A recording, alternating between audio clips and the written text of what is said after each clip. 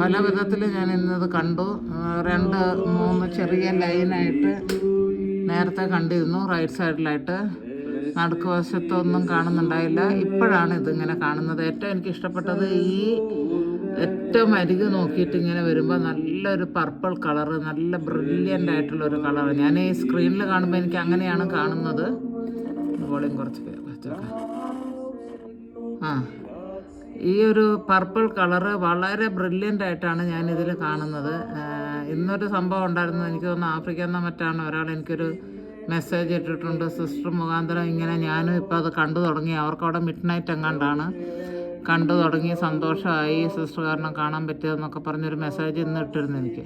അതെ, നടുക്ക് ഇപ്പോൾ എന്താ ഉണ്ടാവാൻ പോണേന്ന് നമുക്കറിയില്ല. പക്ഷേ എന്തോ സംഭവം ഉണ്ട് അവിടെ. കുരിശായിരിക്കാം, നമുക്കറിയില്ലല്ലോ, കണ്ടു കഴിയുമ്പോഴല്ലേ പറയാൻ പറ്റുള്ളൂ.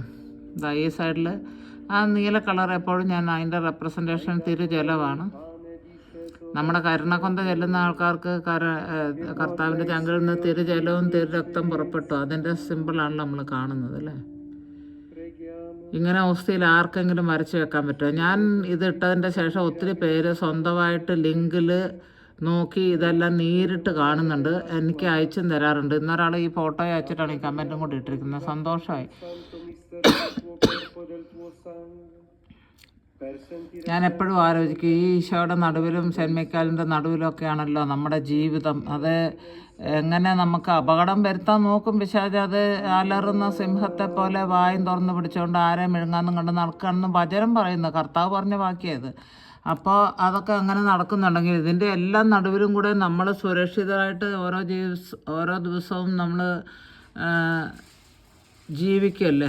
അതിലാണ് ദൈവത്തിന് ഞാൻ നന്ദി പറയുന്നത്. അപകടങ്ങൾ ഉണ്ടാകാനുള്ള ചാൻസുകൾ ഉണ്ടാകും, തള്ളിമറിച്ചിടാൻ നോക്കും, പുറകെ പിന്നാലെ കൂടാൻ വരും, എല്ലാം ചെയ്യും. പക്ഷേ ഇങ്ങനെ നമ്മൾ ഈ ദിവ്യമായ സാന്നിധ്യത്തിൻ്റെ നടുവിൽ നമ്മളിരിക്കുമ്പോൾ നമുക്കൊന്നും ഭയപ്പെടാനില്ല എന്നാണ്. കാരണം ഭയം ഉണ്ടാകും, അത് മാനുഷികമാണ്. പക്ഷേ നമുക്ക് ഭയപ്പെടേണ്ട ആവശ്യം സത്യം പറഞ്ഞില്ല. അത് മനസ്സിലാക്കാനുള്ള ആ ഒരു കഴിവും പൂർണ്ണ വിശ്വാസവും ഇല്ലാത്തത് കൊണ്ടാണ് നമ്മൾ ഭയപ്പെടുന്നത്. അതിൽ നമ്മൾക്ക് കുറ്റം പറയേണ്ട ആവശ്യമില്ല. കാരണം നമ്മളെ ഭയപ്പെടാനുള്ള രീതിയിൽ ഭയപ്പെടുത്തിക്കൊണ്ടിരിക്കുന്ന ചില കക്ഷികളൊക്കെ അവിടെ ഇവിടെയൊക്കെ ഉണ്ട്. അതുകൊണ്ടാണ് ഇപ്പോൾ എൻ്റെ കാര്യം തന്നെ ഇതെല്ലാം കാണുന്നത്. ഞാൻ വിചാരിക്കും ഞാൻ വെറും പൊട്ടത്തിയാ, അല്ലെങ്കിൽ പിന്നെ ഈ പിശാചിനെ ഞാൻ ഭയക്കേണ്ട എന്താവശ്യമായിരിക്കുന്നു എന്ന് വിചാരിച്ചു. പക്ഷേ രാത്രിക്ക് ഞാൻ നോക്കുമ്പം എൻ്റെ മൊബൈൽ ഫോണിനകത്ത് ഞങ്ങൾ രണ്ടുപേരും മുറിയിൽ കിടന്ന് ഉറങ്ങുമ്പം തന്നെ മമ്മിയ Praise the Lord. Thank you, Jesus. Lord, I thank you. Hallelujah, Lord. ഇങ്ങനെയുള്ളൊരു സാന്നിധ്യമാണ് എന്നെ പിടിച്ചു നിർത്തുന്നതും എന്നെ മുന്നോട്ട് നയിക്കുന്നതും എല്ലാം. കണ്ടോ അവിടെ